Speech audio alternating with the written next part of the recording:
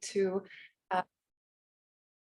all the way from the permanent mission of Switzerland to the United Nations in New York, to our panel discussion on women's peace and security in the digital age, organized by GNWP, ICT for Peace Foundation, WILF, and the permanent mission of Switzerland to the United Nations. Before we get started and before I turn it over to Ambassador Pascale Peacebuilders for her opening remarks, I would just like to announce that this meeting will be held in English, but will be simultaneously interpreted into Arabic, French, Spanish, and ASL. As we strive to make these online spaces and hybrid discussions more inclusive, one way in which we do that is by ensuring language inclusivity. And this is very much in line or rather in the spirit of some of the research findings that we will be presenting later today around making digital spaces more accessible, more safe, and more meaningful. So with that said, please do select the language in which you would like to listen to the meeting by clicking on the channel on the bottom right of your screen. Without further ado, I would like to introduce Ambassador Pascale Peacebuilders, the permanent representative to the permanent mission of Switzerland to the United Nations. Thank you very much, ladies and gentlemen. It's an absolutely great pleasure to warmly welcome you all in all corners of the world who are joining us here online today. And if I say here, we are at the Swiss mission, and I have the honor of having just next to me Mavic Cabrera and Dina Lakehal from the Global Network of Women Peacebuilders. A very warm welcome to you as well, of course, here with us in the room, and a very warm welcome also to the several panelists and speakers who are joining us online and will be introduced in due time. We all know what Eleanor Roosevelt said: the battle for the individual rights of women is one of long standing. And the same holds true for the implementation of the Women, Peace and Security agenda. Long-standing is also the collaboration between Switzerland and the Global Network on Women Peacebuilders on one side, but also between Switzerland and the Women International League for Peace and Freedom. So please allow me to first have a little look back before we jump into the topic of today's event. Our collaboration with GNWP began back in 2012, so nearly 10 years ago. And at that time, we started to strengthen and to discuss the synergies within the Committee on the Elimination of Discrimination Against Women and the Security Council resolutions on women, peace and security. Let me just mention two concrete highlights we had during those last 9 years. So in 2016, there was an ARIA formula meeting on the topic synergies between the Security Council resolutions on women, peace and security and the CEDAW, sponsored at that time by the mission of Uruguay. And it was the first exchange between a treaty body and the Security Council on those topics. And the second highlight I would like to mention then in 2018 was the conclusion of a cooperation agreement between the CEDAW committee and the special representative of the Secretary General on sexual violence in conflict, improved information sharing, and it improved the information sharing between the two entities. Partnering with WILF and Liechtenstein has been even a longer standing commitment. It has allowed us to introduce 10 years ago the very first digital tool at the UN in New York to facilitate multilateral work. It was the Women, Peace and Security app, and it was somehow, to speak, the first app, the mother of all apps, because many others followed afterwards. It was more than 10 years ago, and already then this app was a good example of how digitalization can contribute to strengthening the Women, Peace and Security agenda. So that leads me now directly to the event today. We are here to discuss women's peace and security in the digital age. For Switzerland, peace and security, as well as digitalization, are two out of the four main foreign policy priorities. Geneva is a hub for expertise related to digital governance. We are convinced that digitalization can promote efforts in the area of peace and security, prosperity and sustainability. But we are also aware of the risks that digital transformation can pose for people, the economy, society, democracy, and also women's rights.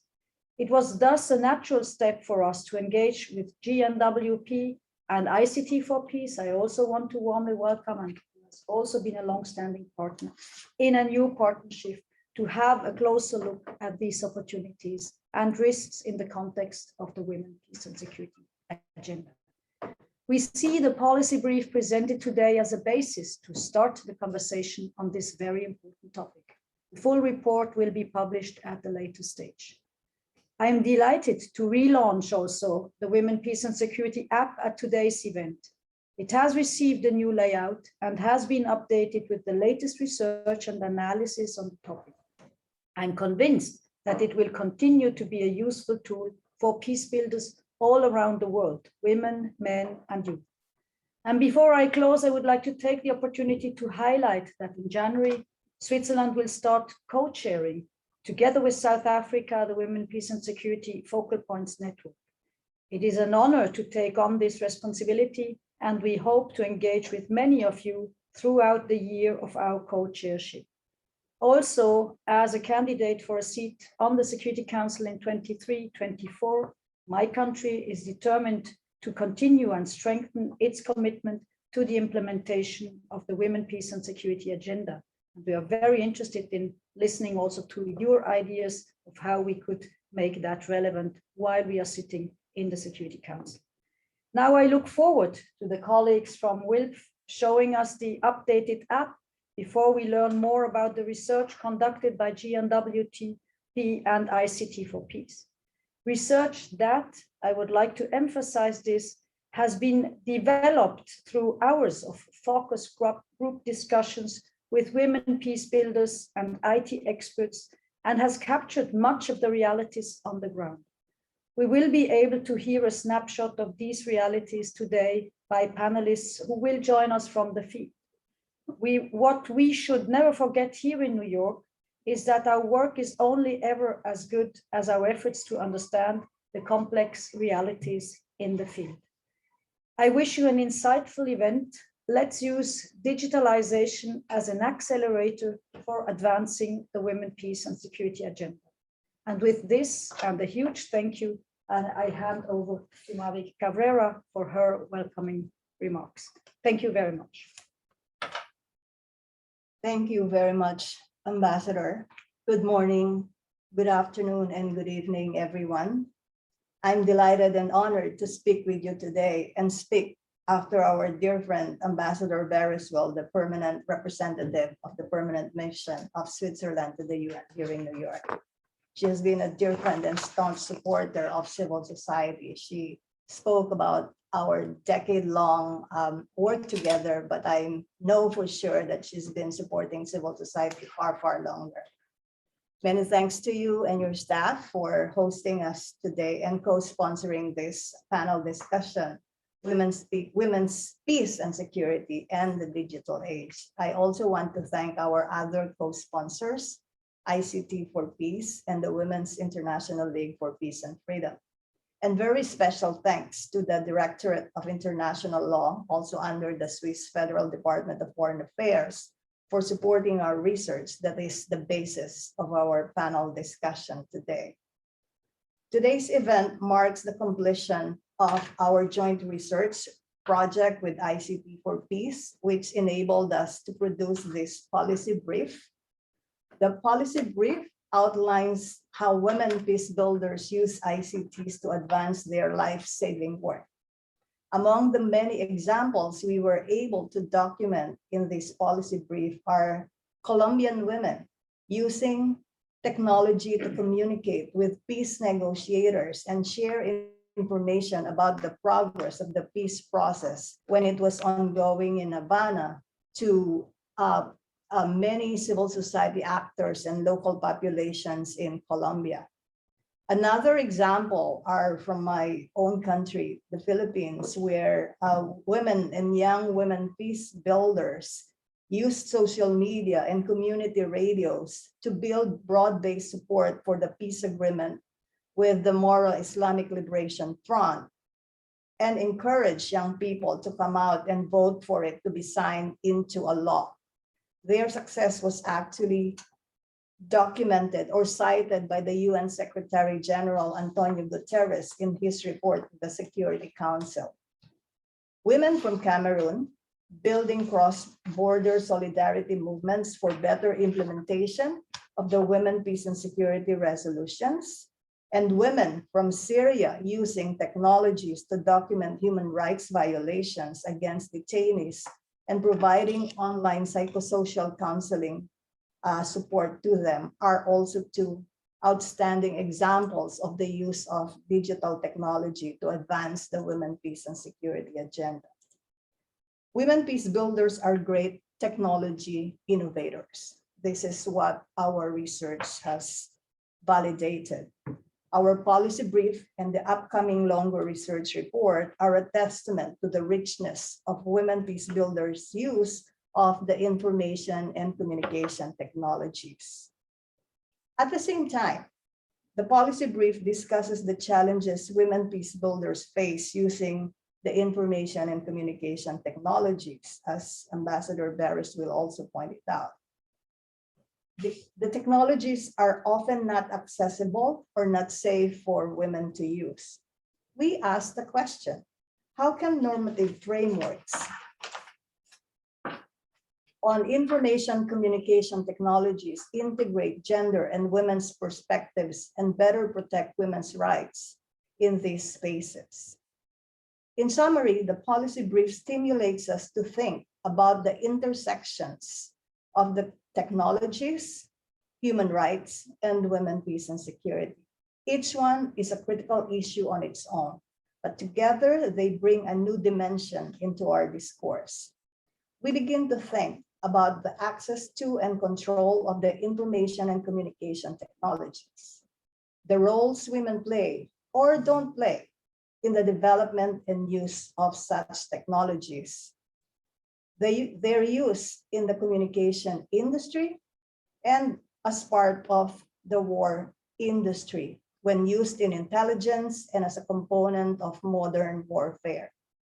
We also begin to think what is needed to ensure that information and communication technologies become tools of peace and not war, tools of protection and empowerment instead of instruments of violence and exploitation. There are many examples of such positive use of the information and communication technologies, as I've cited earlier. And later on, we will hear from our friends at the Women's International League for Peace and Freedom about their work that uses technologies to make the Security Council resolutions on women, peace, and security more accessible. And again, Ambassador Barris will also highlight that outstanding example of use of the technologies. But the question remains, how can the United Nations and other multilateral institutions amplify these positive uses and contribute to removing barriers to women's meaningful use of the information and communication technologies?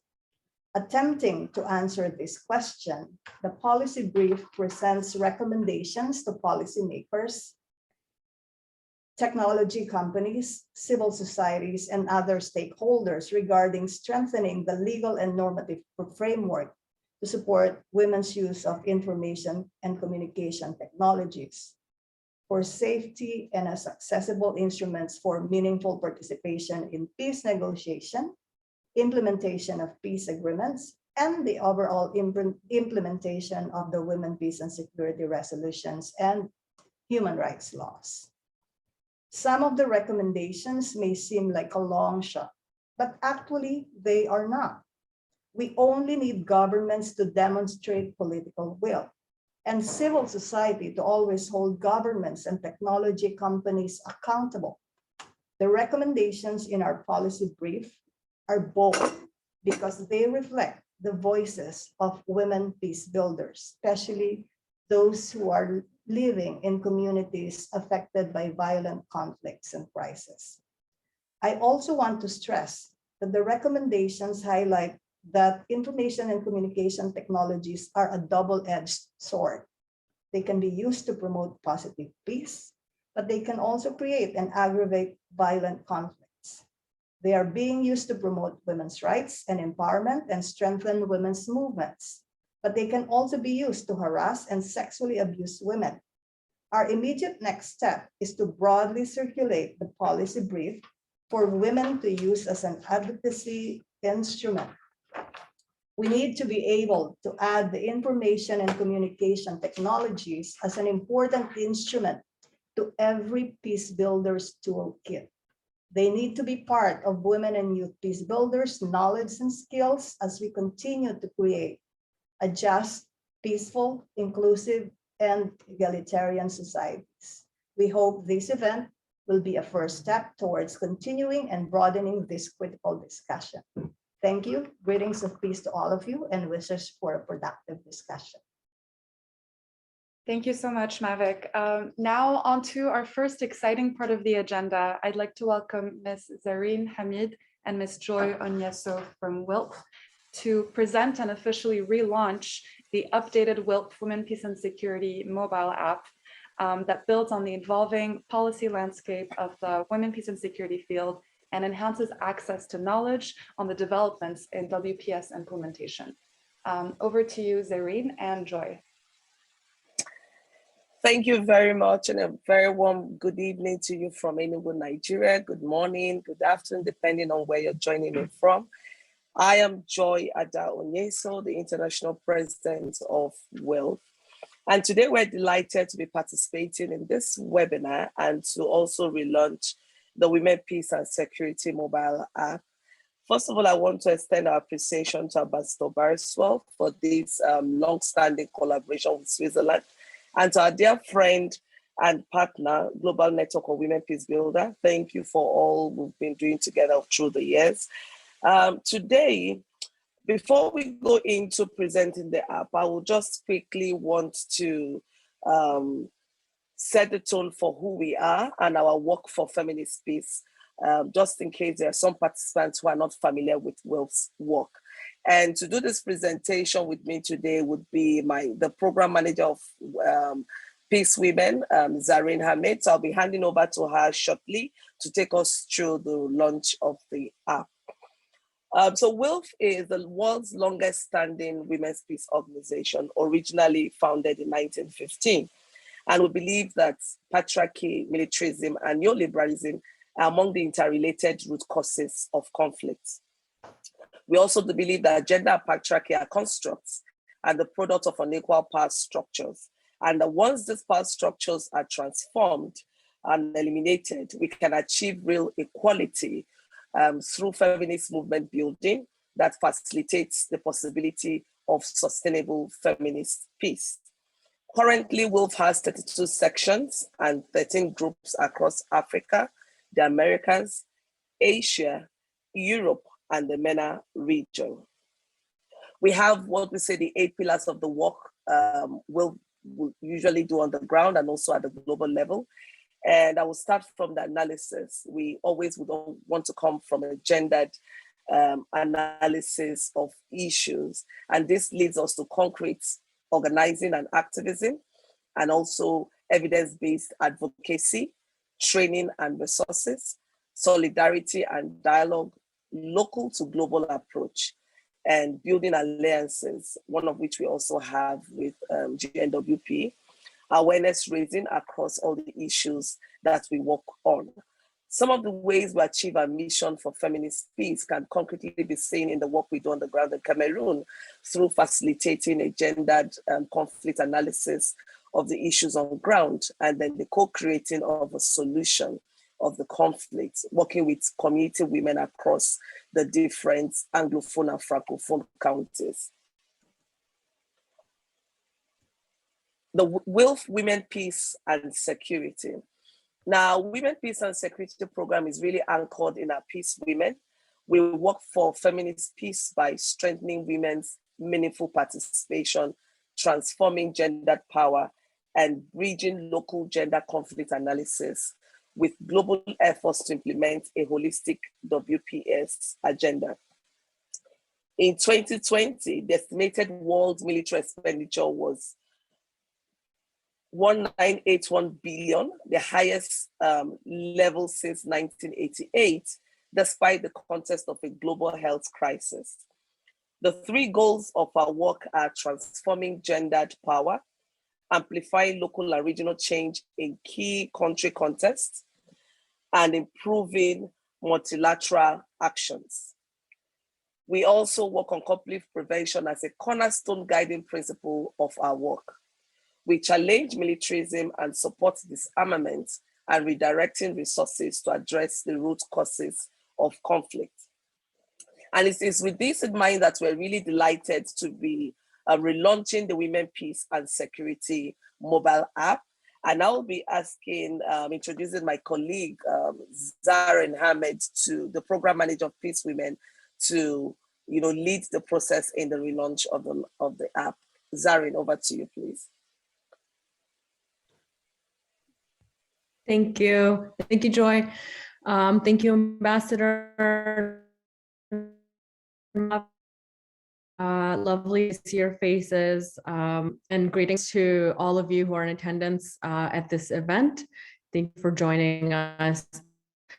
Yeah, so we thought it would be important why we would take this app on, this mobile app on, and why we would develop it from the beginning and also move forward on a relaunch or an update of the app.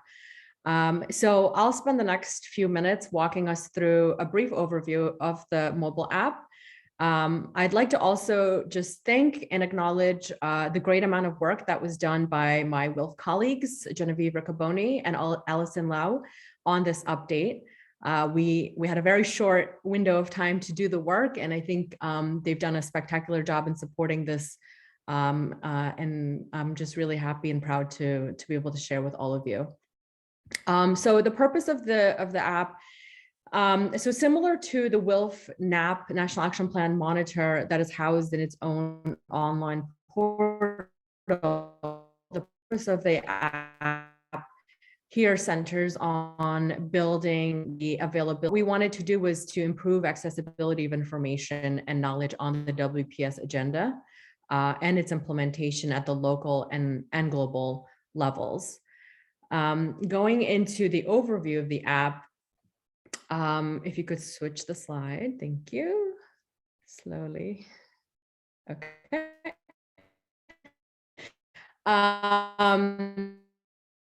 So to go into the overview of the app, understand is that as technology evolves, people are becoming more and more reliant on digital information. And so this app is an adaptation to this quickly evolving field, with smartphones becoming more and more readily accessible and relied upon around the world for communication, for information provision, and for even professional development across a variety of sectors, including what relates to the Women, Peace and Security agenda.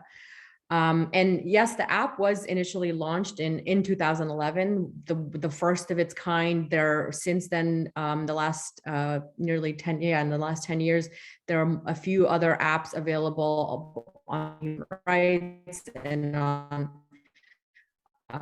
women's rights and other, but this was one.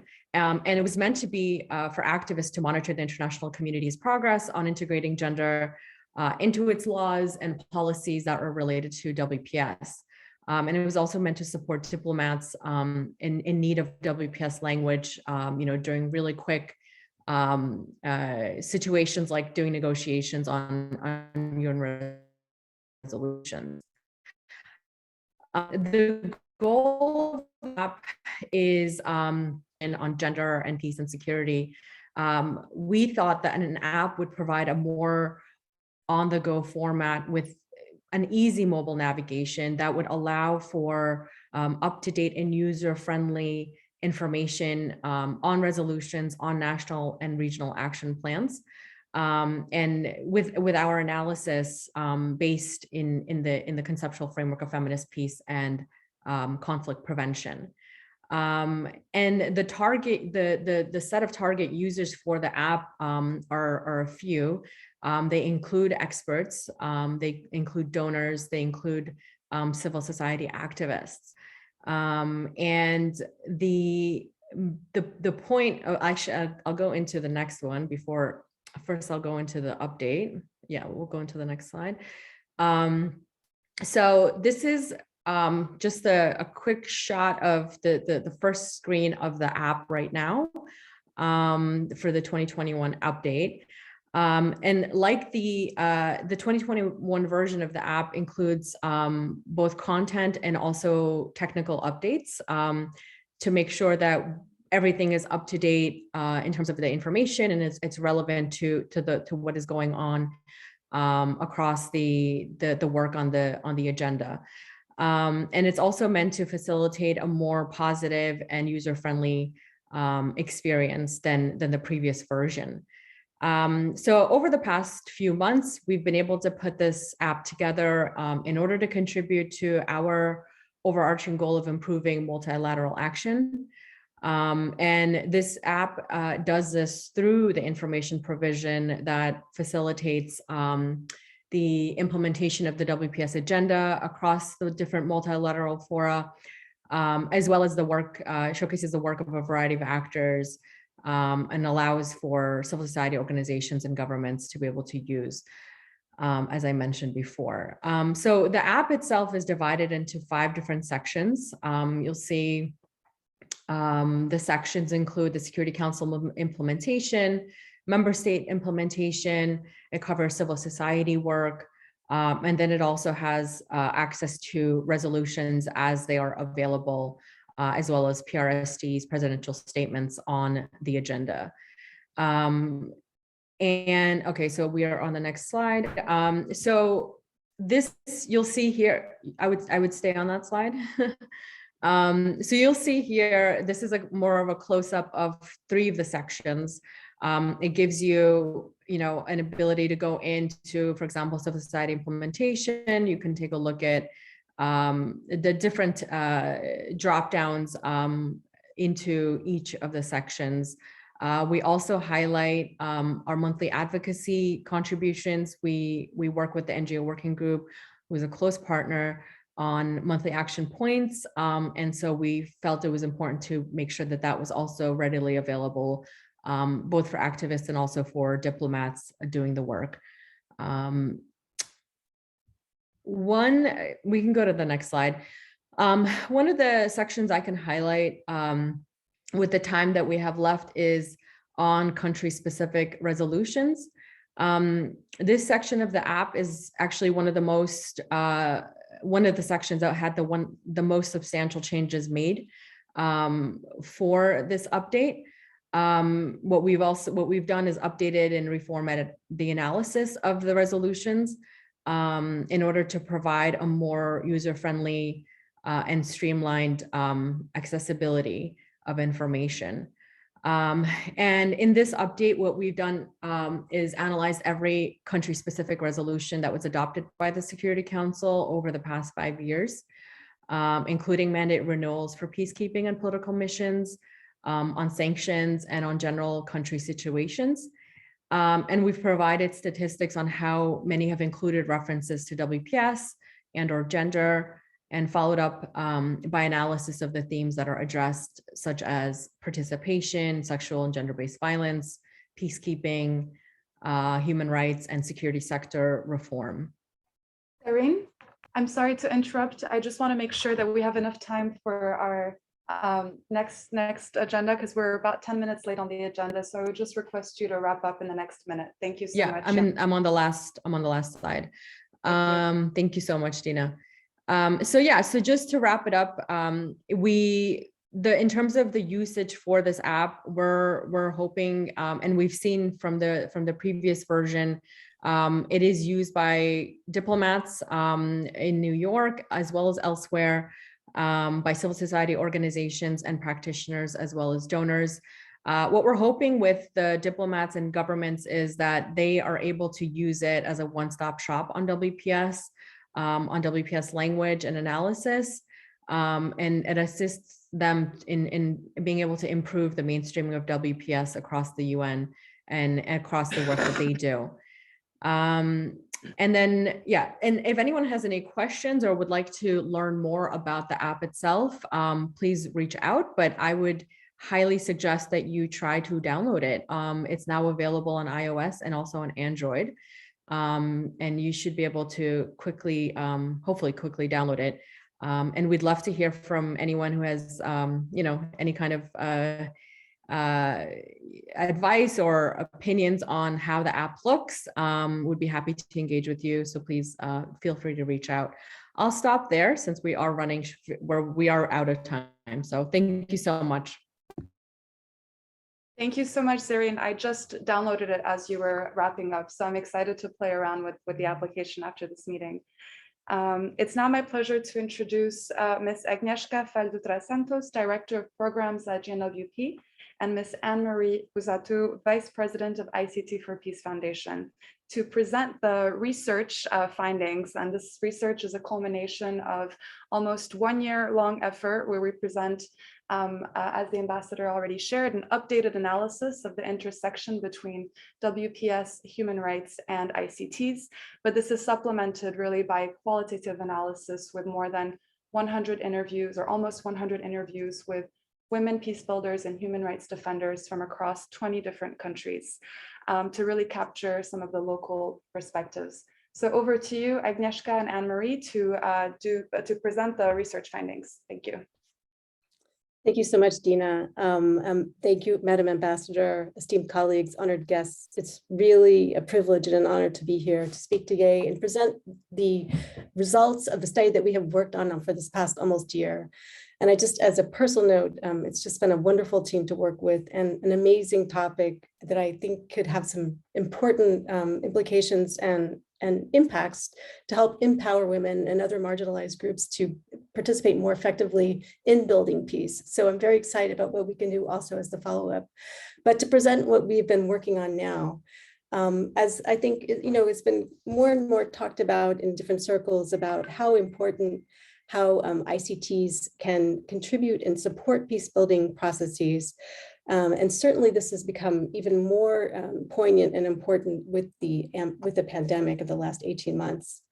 While traditionally, maybe negotiators in peace processes would see ICTs as a possible threat to a peace process, maybe, because information is leaked, or there's surveillance, or there's misinformation that is given to undermine a peace process. I think more and more attention has been given to how these things can actually help and empower and support peace processes, and certainly some of the examples that Ms. Mave Cabrera Badesa said earlier point to some of the really important uses that these technologies can be made to really support and encourage peace. And also in international circles, this has been recognized. The Human Rights Council has certainly adopted numerous resolutions that address human rights, in particular, the right to privacy within the digital space. The Special Rapporteur on Violence Against Women produced a dedicated report on online violence against women and girls from a human rights perspective. The United Nations Security Council has held 3 formula meetings on the risks and opportunities created by technology. And there was also a formal meeting held earlier this year on cybersecurity as a topic that's important to the Security Council.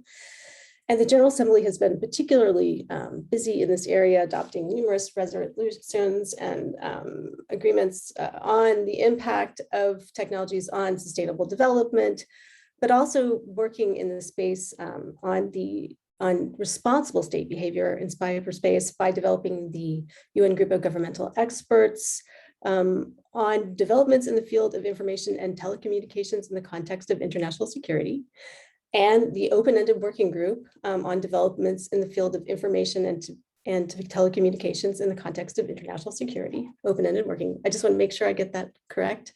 But these have really looked at what states can do, the role of states, and how they can behave to try to foster a safer and secure cyberspace.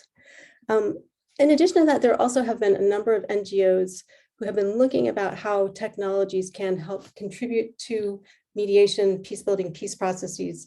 I'm part of a network of organizations that looks specifically at how we can use technologies to help foster peace and support peace building.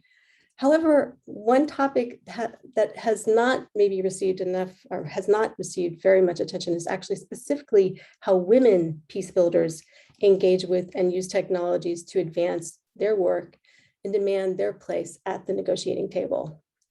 So in an effort to help close this gap, the global GNWP and ICT for Peace, my organization, with the support of the Swiss Directorate of International Law, have carried out a research project that sheds light on how women peace builders use information and communication technologies, what specific barriers they faced, what kind of support they need to maximize the potential of digitalization in peacemaking and peace building. The research has yielded some really insightful findings and some amazing results and some concrete recommendations for how to really tackle these problems. And so, which I will now hand this over to my colleague Agnieszka to share our recommendations and our ways forward. Thank you.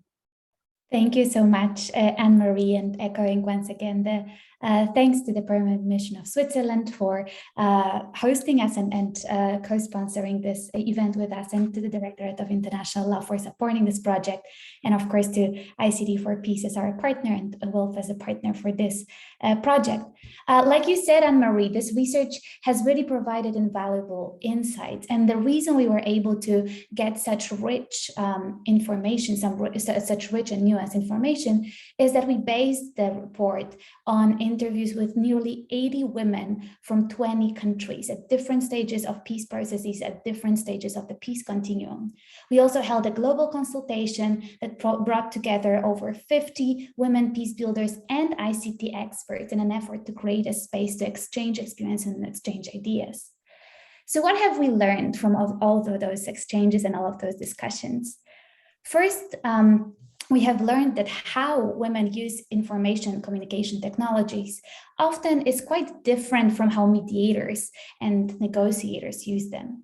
Women rely predominantly on conventional ICTs, such as social media platforms, basic messaging apps, and even just regular cell phones.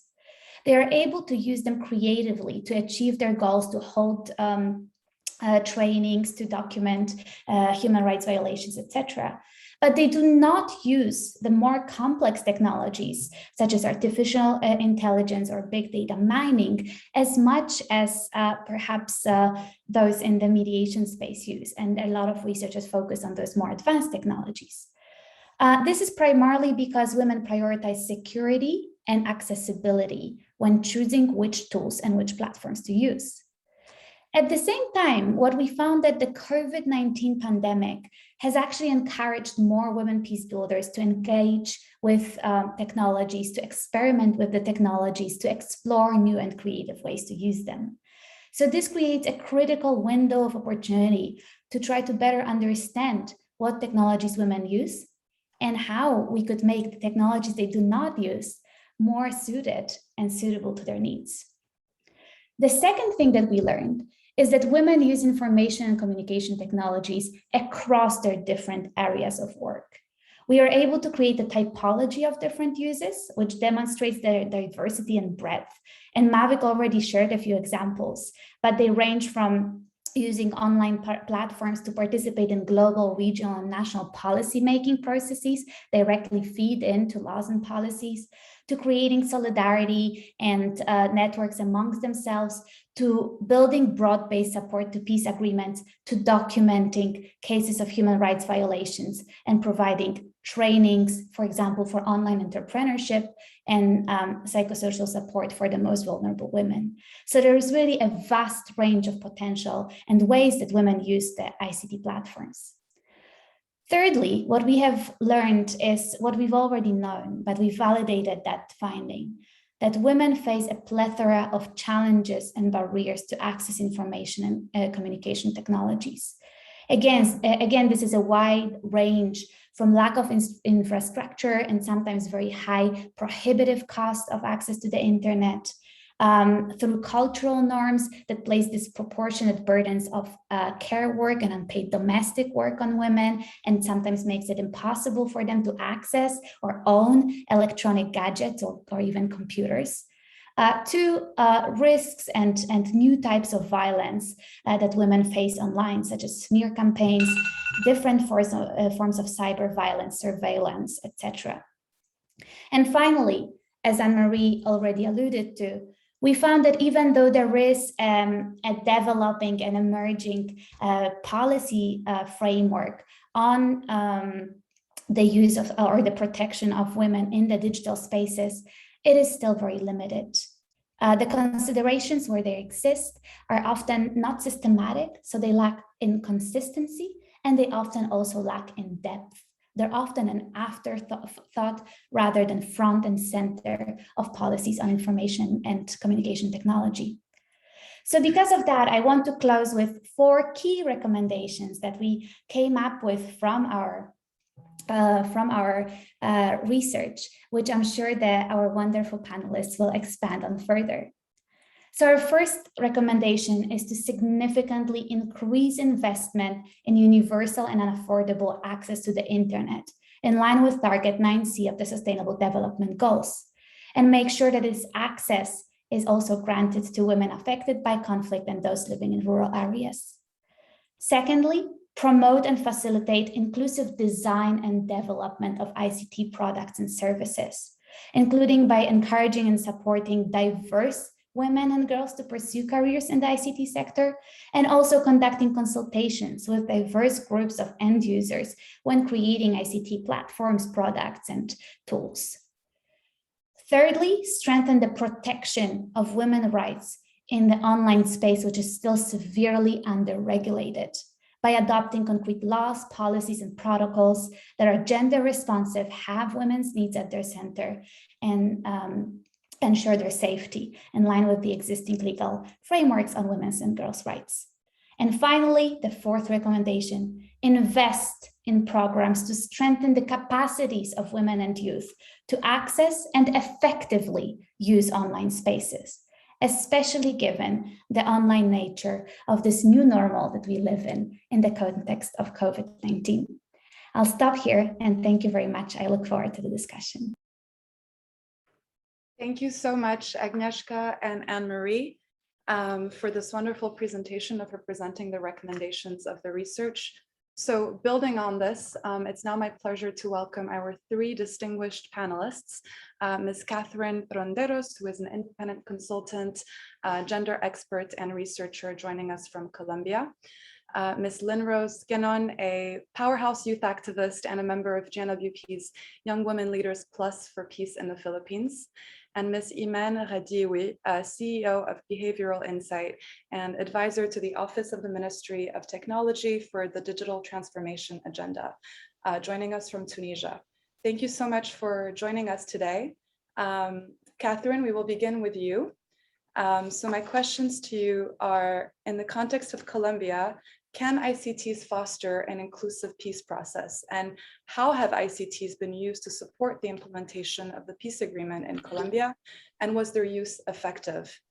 And can you give us examples of this, of how ICTs can advance inclusive peace building and gender responsive and conflict sensitive crisis response, including, for example, for the COVID-19 crisis?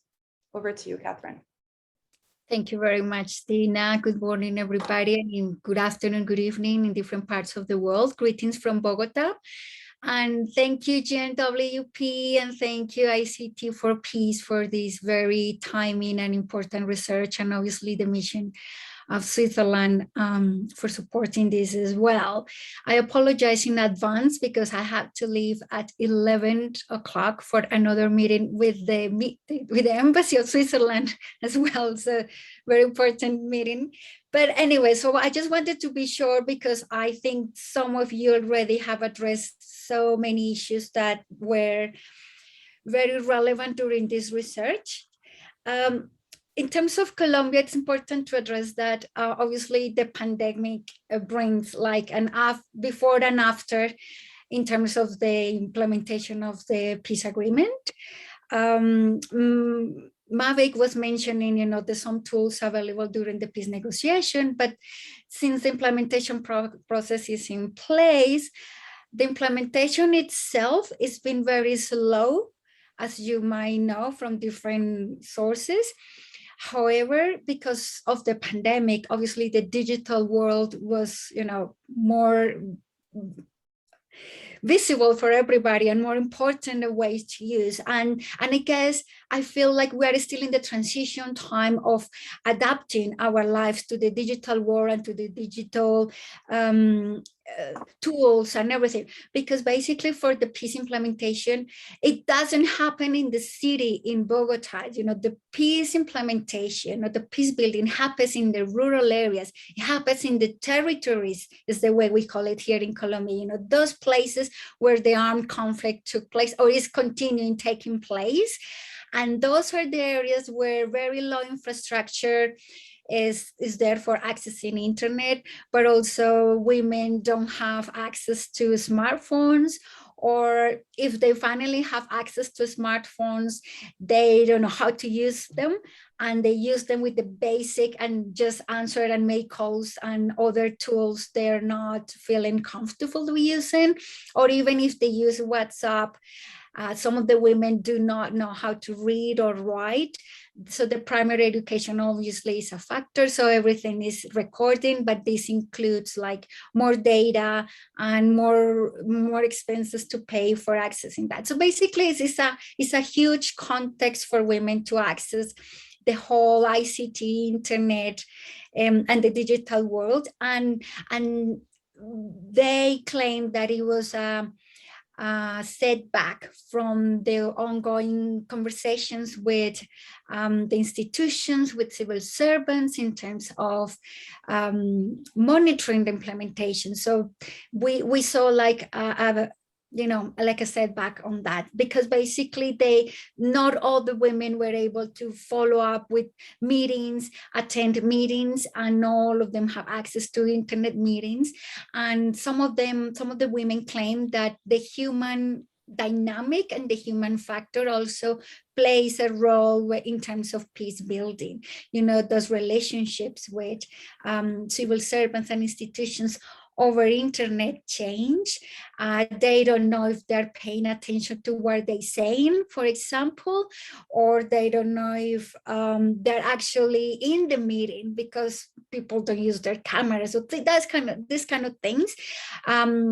Women really were concerned about how serious are they being taken, when they speak and when they make their voices heard, because they felt that disconnection because of the digital world. There are also issues related to the positive side. Obviously, some of the women in rural areas who had to spend a lot of money to reach the main towns to attend the meetings, and with all difficulties have managed to attend some meetings. So obviously it was a positive factor, because it was a saving money and time for them to attend that, but also they don't know how effective was their participation on those meetings, for example. So it's a balance there.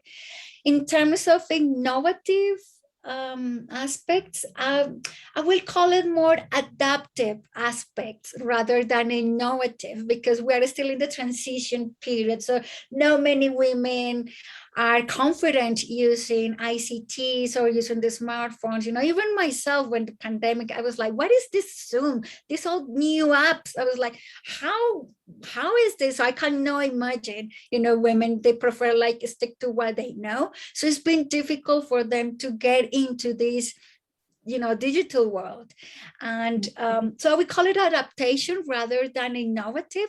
So one is how women have been able to continue the psychological support to women victims of the armed conflict. This is important. So they had to create new methods and new ways of providing psychological support, or providing trainings in a different way that is different when you have them in person rather than over a computer or over the phone. They don't use computers in reality. Everything is over the phone. So it's a challenge there. But the good thing is also that sharing information is much faster, and coordinating for meetings and activities, events, it's much faster. So it's a rapid response there. And in terms of security, I have to say that it has increased exponentially. It's overwhelmed the threats and the risk they're receiving through to the digital world, the social media, because they they now feel very exposed when they are on social media, and you don't know who are you reaching, you don't know who is watching you, and people use different names, to access social media, and they are receiving threats, so they don't know where it's coming from. So now they're feeling very, very concerned about this, and I think this is a part of the recommendations that Agnieszka was addressing, that it's so important now to focus on digital security for women human rights defenders or for women peace builders, because it's like it increased so much, but also we need, and also they need to know how to protect, in the digital world as well, what platforms are more secure for meetings, for sharing information. It's still in Colombia, when I go to meetings, they use this very unsecure platform because it's free, and that's what is available. So this is a risky point there. Obviously, we need to break that patriarchy in terms of men have more knowledge and more access to ICT than women, and this is something that some organizations are working on.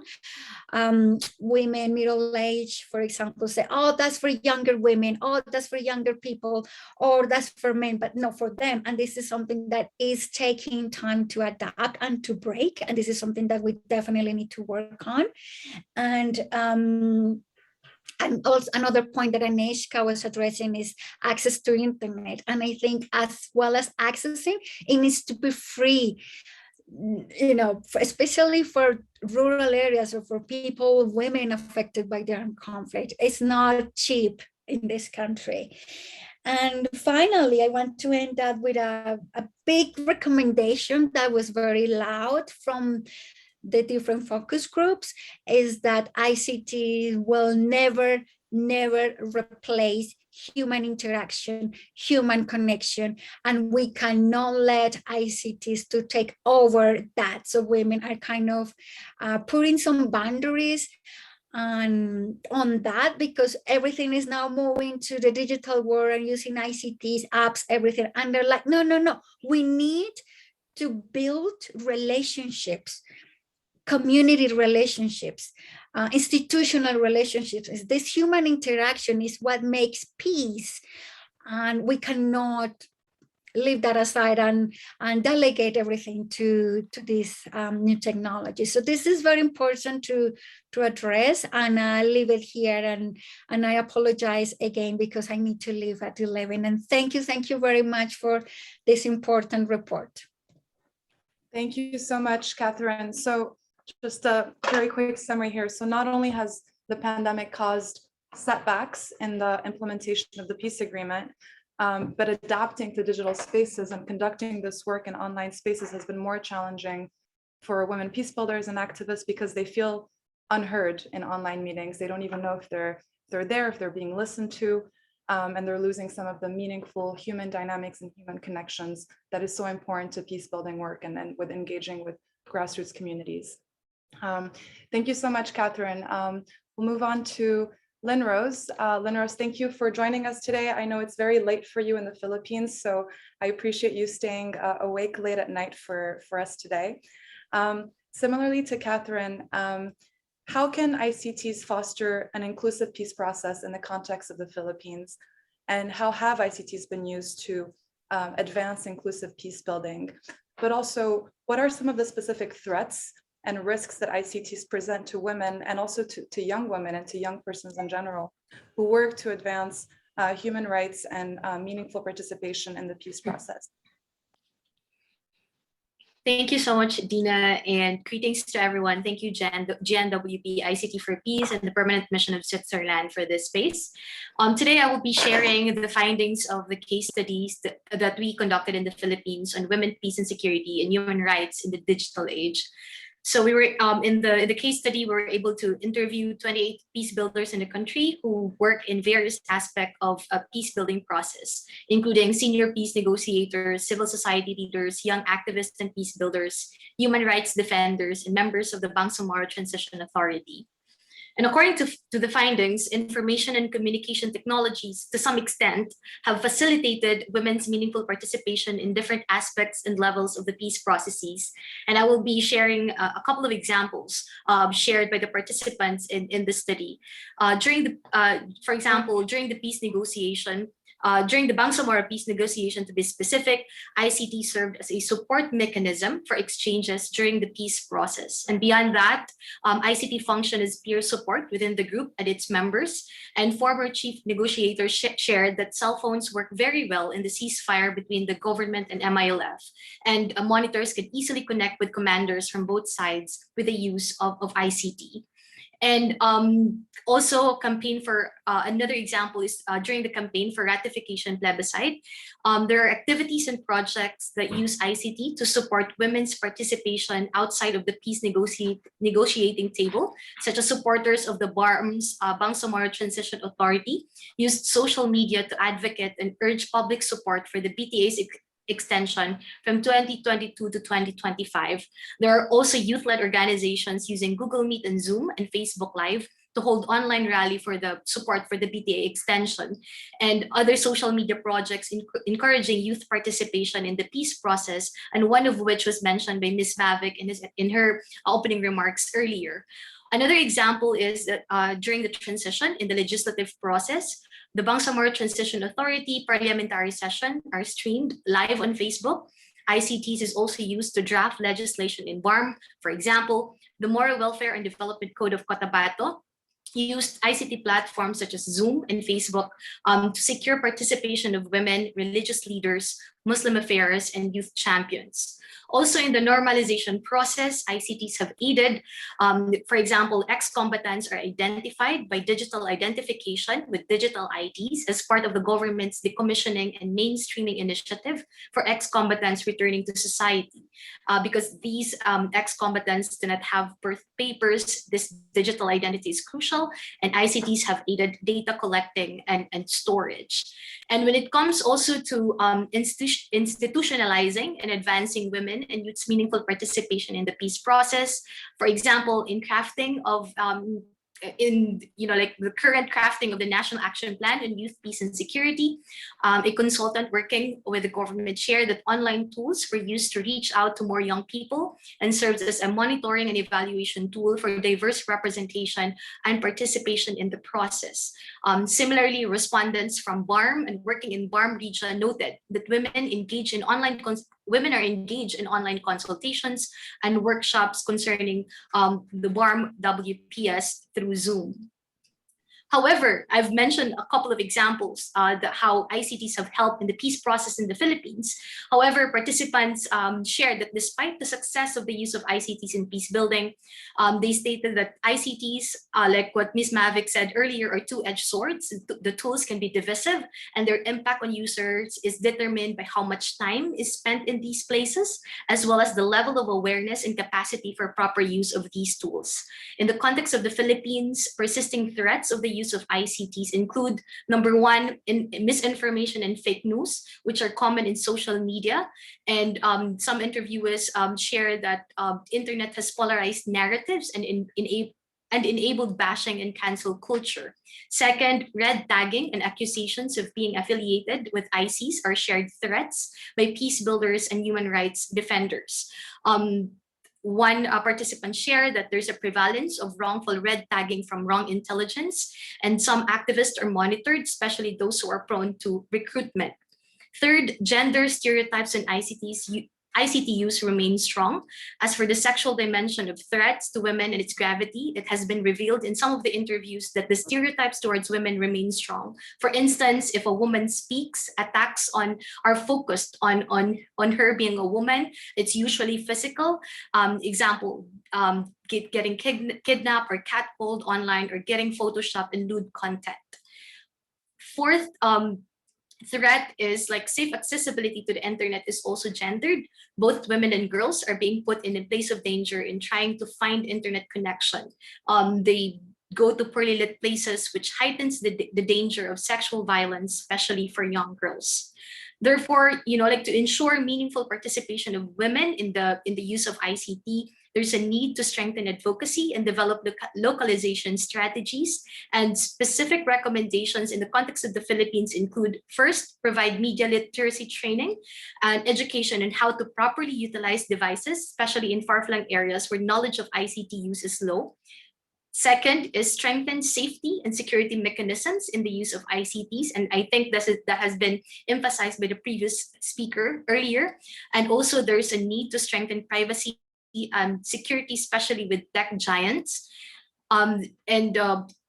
Interviewers acknowledge the progressive advances of ICTs have brought to their work, but they also emphasize the need for measures to control ICTs to ensure meaningful and successful interaction when utilizing ICT platforms or participating in online dialogues or webinars. And finally, legal spaces must be expanded and support for Peacebuilders must be strengthened. And this includes increasing Peacebuilders ICT use in terms of providing them with a safe and effective place, as well as policy training and knowledge in peace, gender, and human rights protection laws. And I think furthermore, like free legal help was also mentioned in the discussion, which necessitates the improvement and expansion of paralegal training. And it is also suggested that more cybercrime courts be established. And in the Philippines, there are just 3 cybercrime courts, which will not be able to handle all cybercrime cases. So I think with all these narratives gathered, it is clear that while ICTs, despite their limited capability and exponential potential, have aided and continue to aid peace-building efforts in the Philippines, there are still many gaps to fill in, assuring efficient use of these technologies in peace building. So I'll stop here and I'll pass it back to Dina. Thank you so much. Thank you so much, Lynn Rose. This was incredibly illustrative. My general takeaway here is that ICTs can be both tools and weapons. On one hand, they are used as mediums or as tools to, like you said, engage specific groups such as religious leaders in the peace process. But on the other hand, they can also be used as weapons. And you've discussed many examples, including the spread of misinformation, violent extremism recruitment, and gendered violence in online spaces. But as we strive to make these tools more safe and more effective, I think we have to incorporate a gender and peace lens, both in the development and access of these tools. This brings us on to our next speaker, Ms. Iman, joining us from Tunisia. Thank you so much for being with us today. My question to you is, how can ICTs be used to support the work of women peace builders and protect their rights? But also, in your experience, what are some of the major underutilized opportunities that the advancement of ICTs can create for women peace builders? Thank you, dear audience. Thank you, Madam Ambassador. And I wanted also to thank ICT for Dev, for Peace, and GNWP for organizing and working on this research and the relevant policy brief that were shared earlier. What I wanted to point today, from being more from a technological side and supporting digital transformation, and bringing this lenses to the sphere of peace, protection, and peace builders.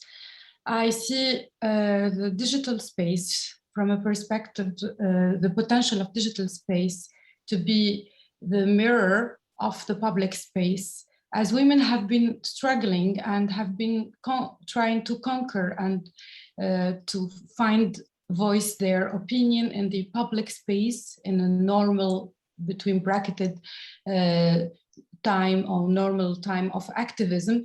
Now, and since the COVID, this transition and this transformation moved from the civic space to the digital space. Of course, in that we will notice that there is big challenges as the infrastructural challenges of using internet and accessing devices, but I see a great opportunity that with the digital spaces, the capacity of outreaching and attending new audiences, more underserved communities. And meanwhile, also, I see it as an opportunity for women activism in general to conquer this new space. If we see the digital space as a new space, that we should not reproduce in it the same things that were habit practices that have been used since now against women, and to shut women voices or to limit their presence. And for that, it's an opportunity to work on certain legal and policy framework. And for that, also to address and build women resilience. What I mean by women resilience is what Lina Rose and Katarina have mentioned early, is the digital literacy. And for that also we need to start early. I think if we need to build on that, we need to start digital literacy and digital security literacy for girls, starting from their use and their experience of internet, starting by also one big and crucial aspect about how technology is evolving. And it's a big challenges for governments, like to build policy frameworks for AI, blockchains at an exponential pace, which also we need to accompany it by a reflection on a human right perspective and what are the threats of this technology that can endanger, or what are the gains that we can use this technology in a way that it protects and it is safe for women and activists in human rights in general. And this is on one hand. And from a second perspective, I believe, and I think this is something that Anne-Marie have mentioned also in the policy briefs, is to co-design together. I think this is something lacking when I see from a policy and digital policy perspective. When we design, but when we sit together to think digital governance models, we have to diversify the actors. And I think Peacebuilders needs to be around the table. Human rights needs to be around the tables to think together about what are the digital governance models, and also what is the digital context we have. In a way, of course, it's according to the context and taken into account the specificity of countries. And from another perspective also, I wanted to call today and also work on building glossaries of use cases around digital security for peace, because what Lina Rose has pointed, for example, earlier, is the cybercrime courts.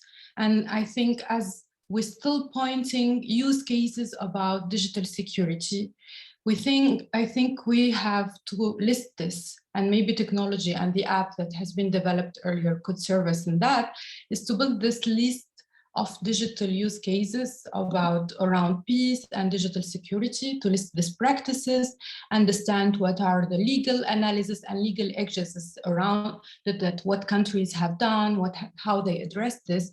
And this can be open source available for human rights defenders, women peace builders, and specifically for women from a women perspective, adapted from a women perspective. And I think to reach this level of, let's say, not innovation, but to adapt and to transition to do this digital transformation in the human rights and activist sphere and for peace builder sphere, I think there is a way to involve the private sector, because when I see the technological companies and the tech offer is coming from the private sector side. And for that, I think there is also a bridge to be created. There are bridges, there are opportunities. There are opportunities also to build. When I see the sector of technology in peace, it is at the intersection of, let's say, legal tech, civic tech, and gov tech. And we don't know yet if it's in which sector we can put it, or whether it's already in creating its field of innovation apart. And I think by developing more actions, supporting hackathons, innovation camps around peace, that can help us also design technological or support inclusive technological tools, because when we involve the private sector, startups mainly in these hackathons and to solve peace challenges, we can design with the target users, with the peace builders, and with the peace negotiators. And that's how we can meet the inclusiveness, to have this technological product that fits the use of all, and that involves all the actors around the table. And this is, I see it also as a great opportunity to accelerate, and maybe it's something also that can be created with the actors and around peace, like GNWP or ICT4D, or the permanent mission of the Switzerland, that they can support also sort of peace fund or a civic tech startup fund that can be an accelerator for this technological facilities to be more inclusive and more gender sensitive, to support women peace builders. And I won't be longer than that. And I think, thank you already for all the recommendation you shared with us. Thank you. Thank you so much, Iman. So just some things I'm keeping in mind is the importance of co-creation, inclusivity, and then some of the recommendations that you suggest include developing a mapping of existing initiatives or a glossary of some sort, and to support efforts around digital literacy as well.